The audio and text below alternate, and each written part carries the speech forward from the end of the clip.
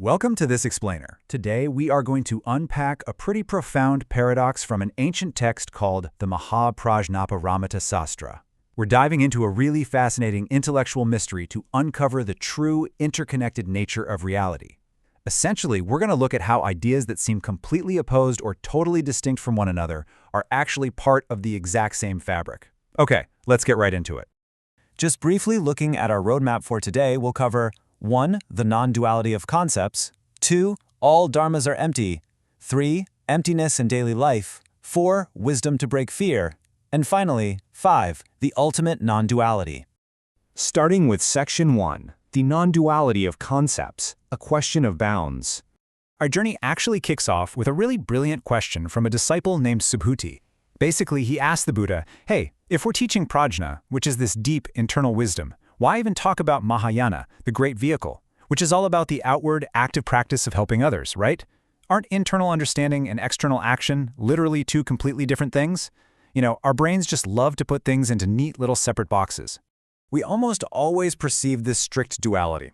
On one side, you've got Prajnaparamita, that ultimate internal realization. And on the other, Mahayana, the rigorous physical action you actually take out there in the real world. They seem like completely separate domains, don't they? But the Buddha's response totally flips this whole framework on its head.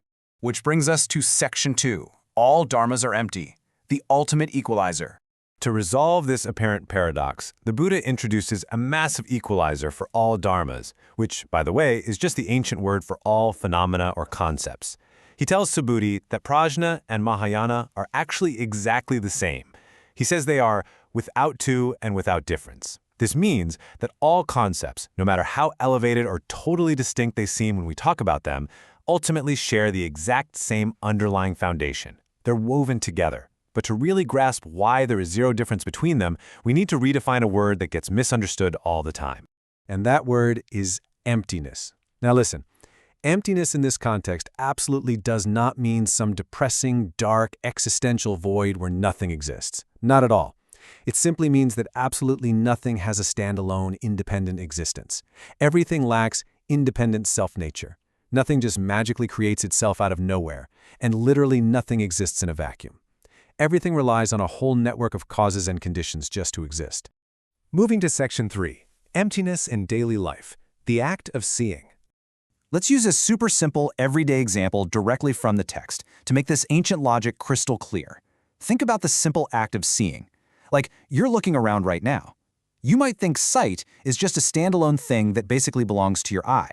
But the text points out that sight only happens when 5 very specific conditions temporarily come together. First, you need a functioning eye. Second, you need an object to actually look at. Third, you need light bouncing off that object. Fourth, you need physical space between your eye and the object. And finally, you need your mind's attention, the actual conscious desire to look.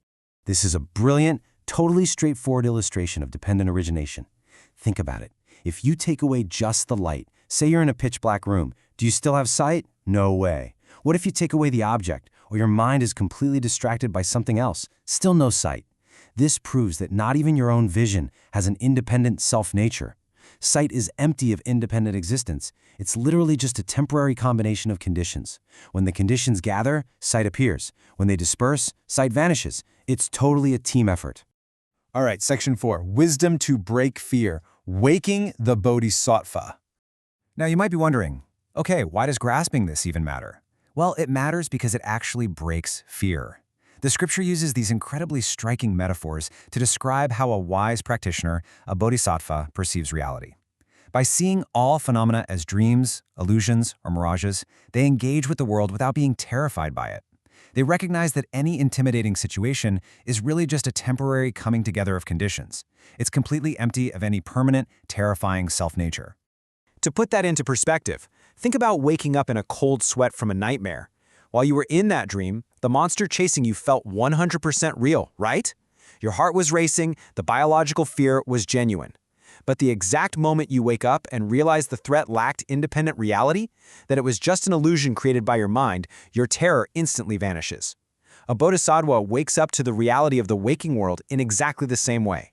When a bodhisattva truly understands that all things are exactly like that dream, just temporary, shifting, and empty of independent existence, the text explicitly states they achieve these 5 states of total fearlessness. Their heart does not sink, they feel no regret, no alarm, no terror, and absolutely no fear.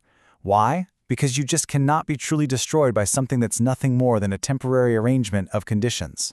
Which leads us to Section 5, the ultimate non-duality. Without difference. This realization brings us straight back to the ultimate resolution of Subhuti's paradox. Whether we're talking about profound concepts like the perfection of wisdom, the great vehicle, or literally just everyday dharmas, they all share the exact same true nature. Because they're all empty of independent nature, meaning they are all unproduced and rely entirely on conditions, they absolutely cannot be fundamentally separated. If everything is empty of strict boundaries, you literally cannot separate them. Therefore, they are without two and without difference. In plain language, the deepest internal wisdom and the most active outward practice are the exact same dynamic reality. You literally cannot practice the great vehicle of helping others without the internal wisdom of emptiness, and true wisdom naturally expresses itself as action out in the world. The separation was only ever an illusion created by language. So I'll leave you with this. If the boundaries between concepts, the very things that cause us fear, and even ultimate wisdom itself are all just interdependent, temporary conditions, kind of like a dream, what is holding you back from waking up? That's our provocative thought for today's explainer to ponder on your own journey toward true understanding. Thanks for being here, and keep questioning the boundaries of your reality.